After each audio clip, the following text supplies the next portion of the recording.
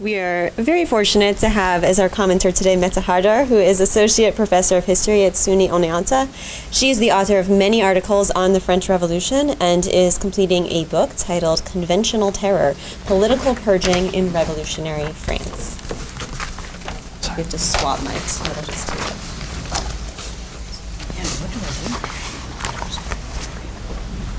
I do? No.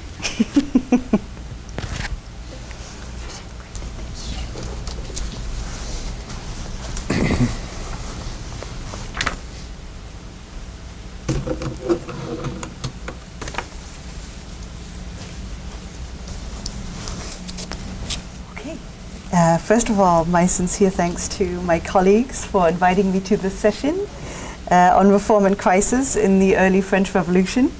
This is really not a period that I am an expert on, so I particularly appreciate the misplaced trust that you have put in me in inviting me to comment on your papers. Any mistakes are my own. Bob Blackman in Brutus and Benghazi on the Seine, Executive Power and Classical Analogy in 1790, looks at how disorder in the French countryside in February 1790 became instrumentalized in and fueled parliamentary struggles for power at the National Constituent Assembly. The killing of 5 salt policemen. It's the first time I've heard that expression, salt policemen. That's my translation. That's wonderful. By crowds in Béziers resulted in a debate over the lack of a powerful executive and the fear of its return, and over legitimate and illegitimate revolutionary violence. Demands to restore order in the provinces fueled parliamentary disorder in the capital. The second part of Bob's paper explores a decision by the Assembly's center and left deputies to discipline one of their own, the radical deputy Blanc, for a speech offense. Charles Walton's work has highlighted similar incidents, resulting in some cases in the short-term imprisonment of politicians. I think that Blanc was really lucky that he didn't get locked up for 3 days at the Abbaye or somewhere else. The deputy journalist Gauthier de Beaux-Arts treated his colleague's decision as an act of virtue, comparing it to Lucius Junius's Brutus' sacrifice of his sons, conspirators against the Republic. As Bob states, he found virtue in the willingness to denounce, to sacrifice a peer. On the surface, Blanc's censure was about how to maintain parliamentary order in a national crisis without taking away deputies' freedom of speech. The reference to Brutus, as Bob points out, did however anticipate sacrificial language used later in the revolution to justify sustained attacks on that freedom. At the convention, when deputies such as those on 2nd of June 1793 were purged, victims and persecutors both also referenced Brutus. And you showed the statistics from the parliamentary archives showing that the Brutus references really accumulated in 1793, so you can see them all sort of clustering at that time, and I think that's no coincidence that they're doing that. The use of this allusion, however, in the language of sacrifice was really complex, as I think you also demonstrate. As Marcel Mauss explained in Sacrifice, Its Nature and Functions, the victim of a sacrifice always also represents the sacrificer himself. Quote, "Indeed, it is not enough to say that it, the victim, represents him. It is merged in him. The two personalities are fused together." Perhaps I could ask Bob to reflect on Mauss's assertion and on how it applies to the case of Blanc and the Brutus language it inspired in his colleagues. Since Blanc was not sacrificed as such, as you point out, but only censored, what explains the use of this language in this case? It seems really exaggerated. There's a lot of pathos.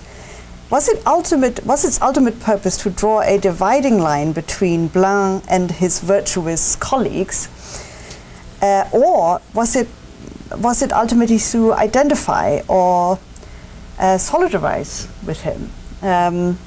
That was sort of the main question that I had coming out of this paper. Okay.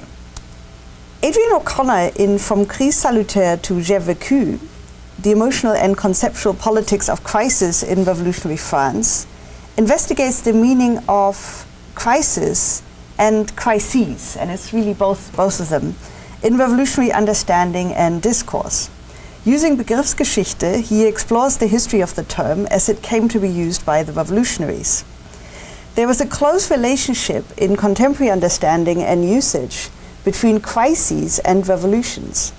The term crise was frequently used in the early revolution, but not always in a negative sense. It could result in regeneration through a fever-like process that involved purification.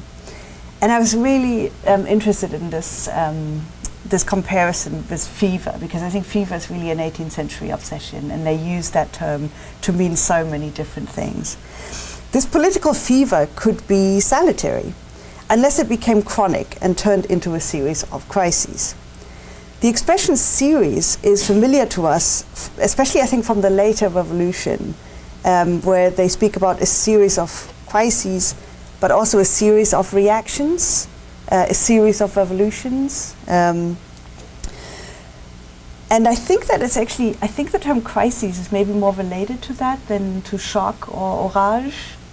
The idea of a sort of recurring events. There was something about the revolution that caused the political body to not return to normal after an attack, to have a recurrence of crises, as Adrian points out. He cites Koselleck in saying that, quote, "At all times, the concept of crisis is applied to life-deciding alternatives meant to answer questions about what is just or unjust, what contributes to salvation or damnation, what furthers health or brings death." The revolutionaries were or felt in a permanent crisis, where, in the words of Saint-Just, "Je ne connais que le juste or l'injuste," where, according to surviving Montagnard, fever was a normal state. And they speak all the time, I think, of that revolutionary fever that they'd been in. Adrian's paper has opened up really interesting avenues for investigating how revolutionary politics became both Manichean and pathologized.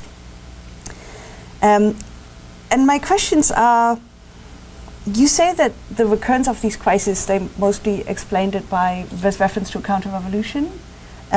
Did they offer any other explanations at any point why this was going on?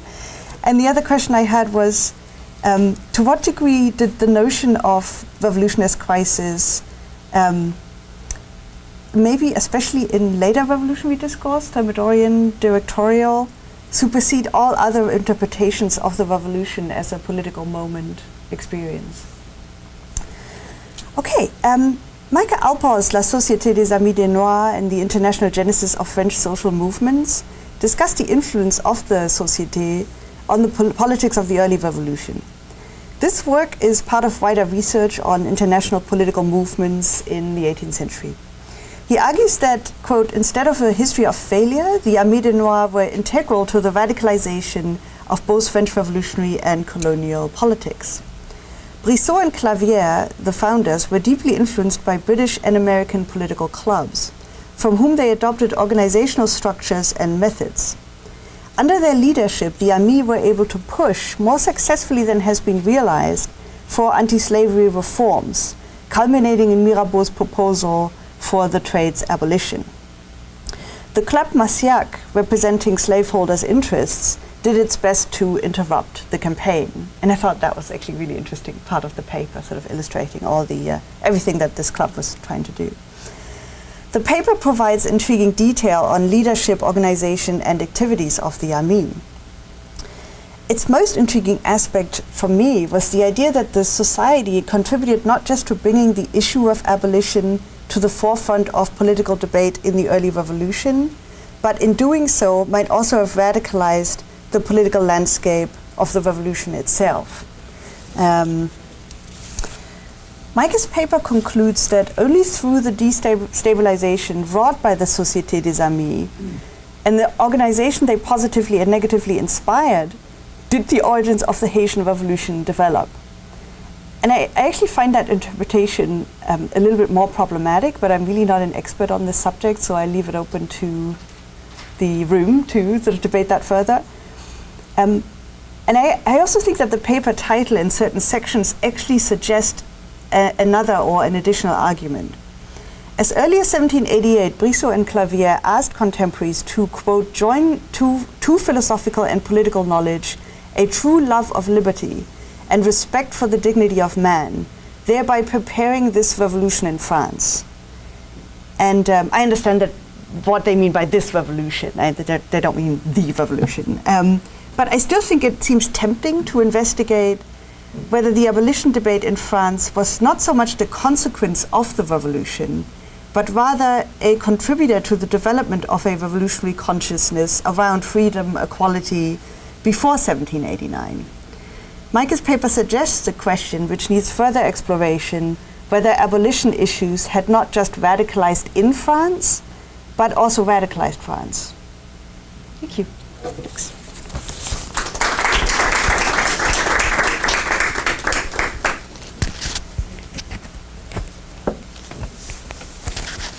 In the interest of time, we'll go ahead and open it up to the audience for questions. Does anyone have a question? Yes, I have a question for Adrian, or maybe a suggestion. I enjoyed the paper very much, and I think there are ways in which maybe you could push it even further. So you're talking about what is meant by crisis, but you're not so explicit on what exactly is in crisis. And I think there are various points where you might be able to do that. You know, is it public order? Is it the nation? Is it France? Is it the revolution? And those are all different ways of using the term, even if you're using a sort of common vocabulary. And the other thing is, in your title, you talk about about emotion, and it seems to me that you have an opportunity to talk about the crisis in an individual life, juxtaposed against this sort of other kind of crisis, and that might be quite fruitful. Thank you, David. Yes, I agree on both of those points, absolutely. That there certainly is a range in the debates and in the discussions about what sort of thing is in crisis. And one of the least interesting to read, but I think interesting as a juxtaposition with what I focused on in this paper, parts of the debates are that in 1789 and 1790, what they talk about being in crisis is our state finances. And but interestingly, they talk about it there much more like the language of sort of shock, that there is a crisis, we'll weather this, we'll come back, state finances will be fine, and then we'll move on. And then increasingly they come to be focused, this sort of goes to Mette's point as well, increasingly they come to be conspiratorial, and they come to be focused on institutions and on political events rather than these systemic points. As to your point about it being, relating this back to the idea of a life, there's a lot of anthropomorphization sort of the revolution, right, or of the body politic. And I alluded to a little bit of that, but you're right, that they're creating a narrative arc for the revolution. And I think one of the really telling things about this is that they have, in the early uses of crisis, they seem like they have a sense of the narrative. And increasingly that fades, right? At least of where the narrative is going. They have a clearer and clearer sense of what it's about, right? Good guys and bad guys, to be overly reductive about it. But they have far less of a sense of what happens if they win or when they win. And so I think it taps into a much more existential narrative rather than an eschatological narrative. Because after the Last Judgment, it's supposed to be good. What if that judgment is suspended sort of permanently? Then you're Kierkegaard, and what do we do then? Thank you, though. That's a great suggestion. Thank you, everyone, for the papers, and Mette for the wonderful comments. What you just said, Adrian, when you said in response to David about that, what they were talking about was the financial crisis. I actually was making a series of comments in this as you were talking, and that confirms. And it's also a way of connecting your paper, unexpectedly, in my mind, to Micah's paper, actually. I was wondering about economic crisis, of course, which seems to be significant in the early revolution and even before the revolution.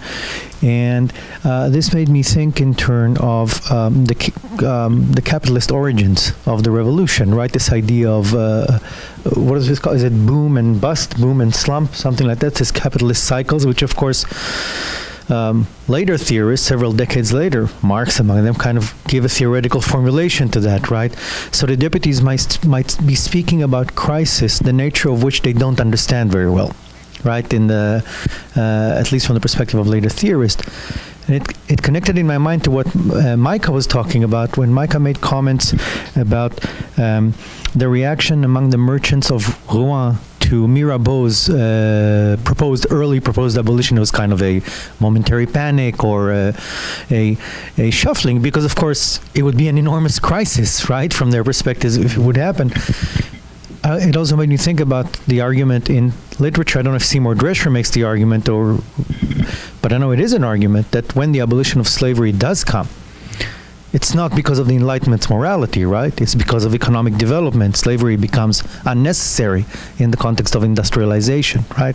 So it's capitalism, in a way, that makes slavery first useful and necessary and then renders it unnecessary, right? It's the same kind of... So I wonder if there's a way of connecting both papers here to reflect a little bit on these, to bring back capitalism into accounts of the revolution. That's... I had something to say to Bob also, but I'm going to pass, and maybe later if there's more time. Thank you. I could do. Go ahead. Thanks, Ron. I think you're right. There's certainly a really interesting dynamic at work in these debates over the financial crises of 1789, 1790. And they're struggling to articulate what is happening. And I mean, there's a lot of this then in sort of Rebecca Spang's work, right, where they're trying to figure out what the role of currency is and what the relationship between value and public opinion is. And they talk repeatedly about, will we create a crisis if we put less metal in our coins and if we do things like that? And it's occasionally sort of relatively nuanced economic discussions, but more often they're sort of floundering in the talk of this. What's remarkable, though, is how much they think of this in terms of economic sort of blips, that they don't see the economic problem as, or at least when they're talking about the economic problem, they talk about the need to remain calm through these periods of crises, right? That don't overreact, don't sort of let what we would think of as market fluctuations, right? Don't panic and withdraw your IRA or something like that. That they sort of say, you know, we've got a plan for reform. Let's put it in. They really do use a sort of medicalized language of crisis. That we're in a sort of bad economic moment. We've come up with a diagnosis. Here is the treatment. I mean, they're using this heavily medicalized language. And that don't get upset by a momentary fever, because this momentary fever won't kill you. But a bad reaction might doom the economy, which I don't even know what that would have meant in 1789-90, killing a dead patient. But you're right. I think that there is certainly something here about how they think about capitalism and how they think about the relationship of market shocks, between market shocks and political institutions, and what their role might be. Because that's what they're also not sure. What's their role vis-a-vis what we would think of as the economy? And they're trying to figure that out. At the same time, they're trying to figure out what their role is in everything else, which is maybe the larger crisis here. Like, what are we?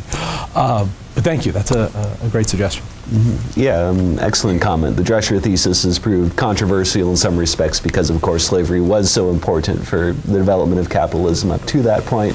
But I Yeah, I think there really is something to the idea that there was this alternative vision out there. And so many thinkers of the era were looking to phase out the slave trade and perhaps slavery, perhaps sooner rather than later. So of course, when the French Revolution comes along and upsets so much else, there were a lot of people interested in pushing that forward on perhaps a fast time frame. Thanks. I just wanted to thank you for this really dazzling panel, 3 really extraordinary papers and a very fine comment that I hope to have time at some point to reread these papers, to read these papers and to think about them more because they were very rich indeed. I have just a few quick and often very detailed questions, I guess. Bob, I wondered if there's any chance that there was a confusion of the Brutuses that were mentioned. There were, of course, 2 famous Brutuses in classical history. To what extent might the Brutus who killed the tyrant also have been mixed in with the Brutus that helped found the Republic? I've never quite understood that, and I wondered if you thought any more about that.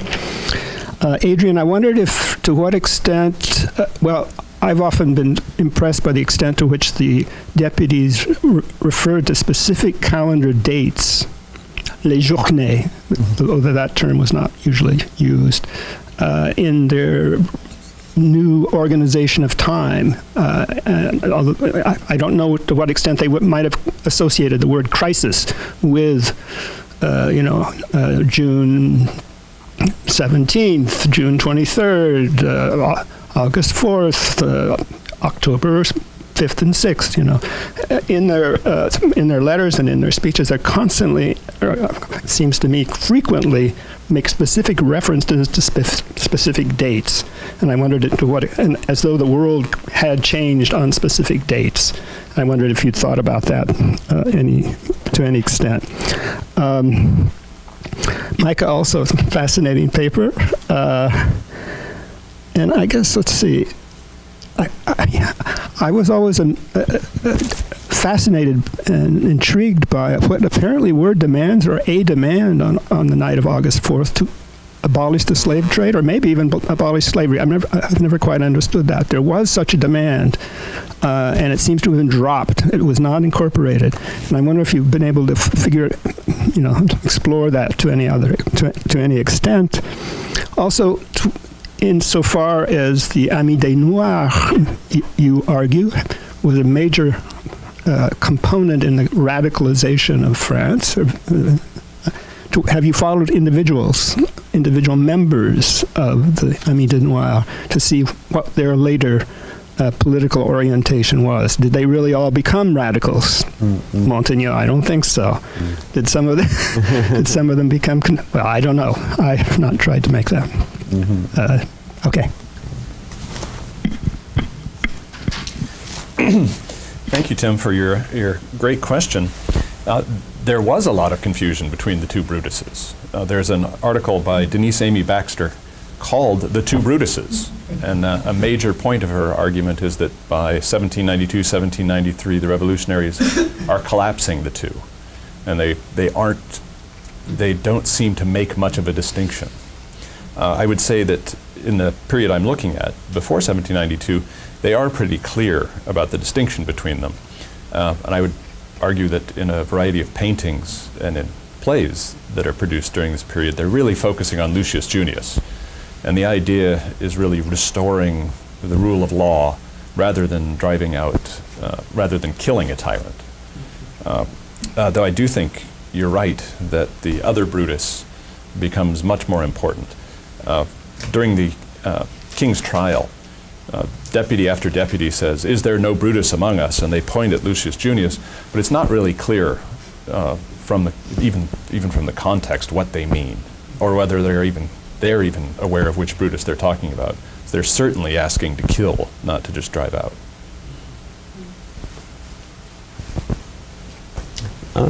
Yeah, on August 4th, I think the demand was probably put forward because it was the most radical thing that they could think of, and in the euphoria of that moment, what could have been more dramatic? But of course, practical interests won the day there.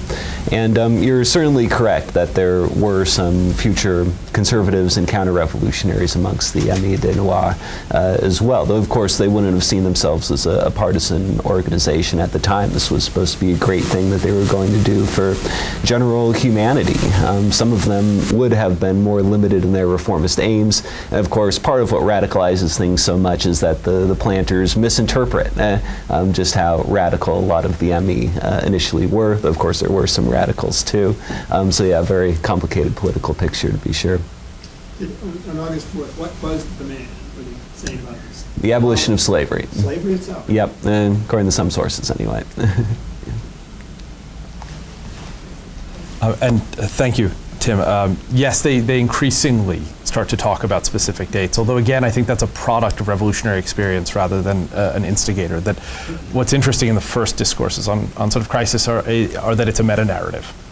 And then dates become evidence of conspiratorial intent among others or of past solidarities. We weathered this together, and so we'll weather the next thing as well. But you're right; these dates become sort of synecdoche for the revolution at large. There are several other questions, but unfortunately we are at time. But that does speak to how fascinating these papers are. So I'm sure they're happy to discuss them informally. But for now, please join me in a round of applause.